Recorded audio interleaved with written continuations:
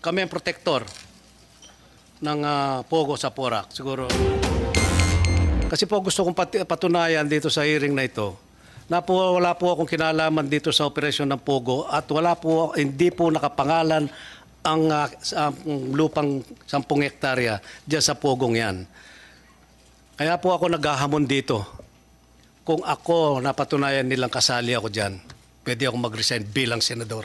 Gusto ko lang pong tanong kasi itong vlogger na tumitira sa akin, sa ating mga senador, ako pa lang po tinitira nito eh.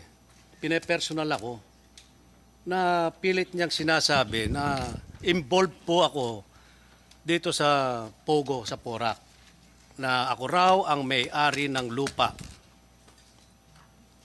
dito sa 10 hectares na na tinatayuan ng Pogo sa Porac at protector daw ako ng Pogo doon sa Porac. Siguro alam din naririnig din ni Mayor, si Mayor din tinitira din doon at saka si Engineer. Nagkaroon na po ng hearing. Medyo mahaba lang po ng konti ito, Madam Chair, na kami ang protector ng Pogo sa Porac. Siguro naiintindihan. Kasi si Senator Wing Gatchalian, nakita ko yung report mo sa balita. Merong nakitang medyo marahas, sabi mo, pinakamarahas to, pinakamalaking Pogo. At ang tanong ko lang kay Engineer Glenn, ilan ba ang building do sa 10 hectares na do sa Porac? Good morning po, Your Honor. Good morning, Good Engineer afternoon po. Lansangan. Please proceed. Sasagutin si Sen. Lito. Base po dun sa mga application namin, 42 buildings po, yun nandun po. Hindi 46 ha? Hindi po. Kasi yung unang application nila po, baka na-appreciate po nila na separate yung mga buildings. Pero dun sa application po sa amin, isang building lang po yun. Isang application lang, isang building lang. Isang application lang po, isang building, yung unang phase ng application po nila. Hindi nyo na-monitor kung ilan hanggang 46 daw eh. Daw ha? Yung po kasing application po nila, Your Honor, bali 3 phase po yan. So yung una po, yung sinasabi kong Thai Court Complex, yung pangalawa pong application nila is yung 28 buildings, at saka yung huli po, yung 13 buildings po. Sinong original na may-ari ng lupa? Base po dun sa mga Pinatayuan ng Pogo ngayon. base po dun sa mga application sa amin po, yung mga Cruz siblings po. Bakit sabi niya yung South 99 yata kasosyo? Wala siyang kasosyo doon? Hindi ko po alam, Your Honor. Basta yung basis ko lang po yung mga application nila na submit sa office namin. Okay. Mayor, Mayor Jing, may mga kasama ka rito. Sino mga kasama mong nasa munisipyo ngayon? Assessor nandyan? Mayor Capil. And alam po ng Chair, Mayor, na gusto nyo rin sa hearing na ito makapagbigay ng presentation. Pagkatapos nyo po masagot yung mga tanong ni Sen. Lito, bibigyan daan po ng Chair. So please proceed po. Salamat po, Madam Chair. Mayor, tanong Opo. ko lang. Alam mo ba kung sino yung may-ari ng lupa na 10 hektarya? Opo, thank you po, Senator Lito Lapid. Ang may-ari po ng lupa sa Lagi South ay ang mga Cruz siblings po. They can check on the LRA, on the title of the lot there. Kaya po tinatanong ito, dahil itong isang vlogger dito, laging inuugnay po yung pangalan ko dito sa 10 hektaryang kinatatayuan ng Pogo na 46 na building. Ngayon ang tanong ko, masasabi mo ba sa kapuluan nito, sa hearing na ito, ako ba ang may-ari ng lupang yan na dinidiin nila? Actually, it's very unfair to both of us, Senator. Pati po ako sinasabi niya na ako ang may-ari at may 50 million na bahay po ako doon. I categorically deny that. Hindi po tayo ang may-ari ng lupa o doon po sa kinatatayuan ng Lucky South ng Pogo po. Hindi po kayo ang may-ari, Senador. Yun ang gusto kong malinawan po dito na wala akong kinalaman dyan. Alam mo, Mayor, tuwing magkikita tayo, paminsan-minsan siguro, minsan isang taon, di tayo nagkikita. Bilang nung naupo ka ng Mayor, minsan nagkikita tayo, ang mga intention mo sa Porac ay napakaganda.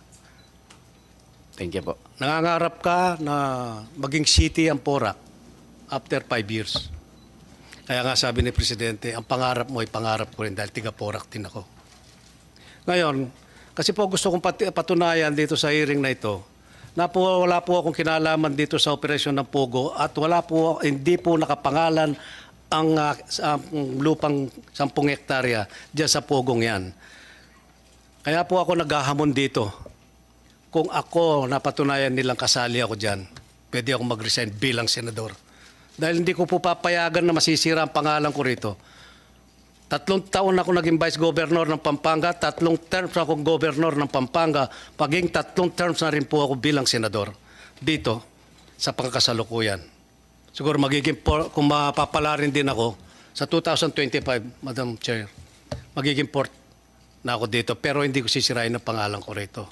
Tinataya ko po ang pangalan ko rito kasi masyado na akong na-involve. Kasi lahat po ng nakakasalubong ko, mga kumpare, kaibigan, kapitbahay, mga kamag-anak, mga kapatid ko, nahihiya po ako, lagi akong tinatanong, nai-involve ka ba sa Pogo, sa Porac? Para napakasama ng image ng Porac ngayon, Mayor. Kaya sana pag-ingatan natin ng Porac. Tiga doon din ako eh. Minsan nga nasasabit pa nga pangalan ng dating gobernador na si Baby Pineda, ngayon Vice Governor siya. Alam ko, nag-hearing na kayo doon sa Kapitolyo sa probinsya. Opo. Tapos na-involve din dito si Presidente Gloria Macapagal Arroyo, protector din ng Pogo sa Porac. Ngayon, sabi ko nga, sino mag-i-invest ngayon sa Porac? Ang sama-sama ng pangalan ng Porac ngayon.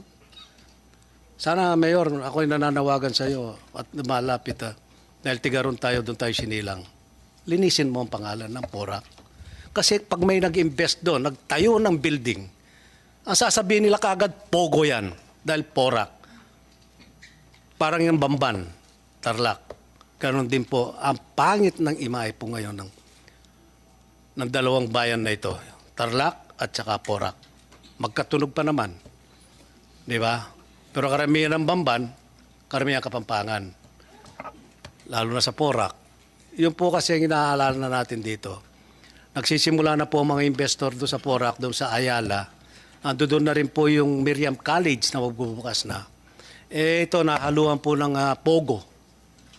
Medyo sumasama po ang ating sumasama ang image natin, Mayor.